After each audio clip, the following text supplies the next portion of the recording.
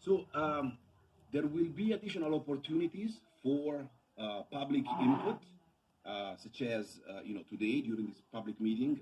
We would like to hear from you during the Q&A session, but also in terms of what comes next, there will be a stationary source committee on March 19 that also will provide again another opportunity for public input. There I've included a link if you want to learn more about this particular committee, who's going to be present and the type of information that are going to be discussed. And then on April 2nd, there is the actual governing board meeting where we will ask the board to approve the release of this RFP. And yet again, during the meeting, there will be another opportunity for public comment. Next, please.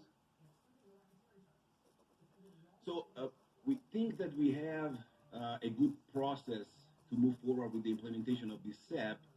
And what you see in this slide is a summary of the different steps that will lead to the implementation of an air monitoring and incident reporting system in Porter Ranch and in the surrounding areas.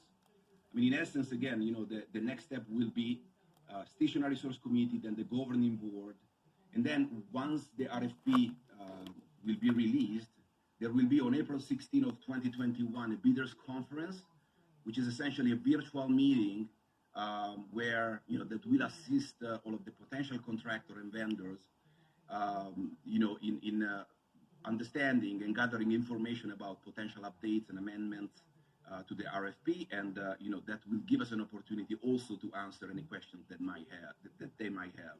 So for transparency, a recording of this conference will be posted on the South Coast AQMD website. The next step would be then May 7th, where at 5 p.m. of May 7th, all of the proposals are due to the South Coast AQMD. Then it will take us about a little more than 2 weeks to fully evaluate the proposal. And, we anticipate that the execution of this contract will happen by July 2nd. And this is kind of a full roadmap that will lead to the implementation that will lead to the beginning of, the implementation of the air monitoring SEP. And, with this, I conclude my presentation. And, if, Paul, you go to the next slide, yeah, there you can find my email address, my telephone number.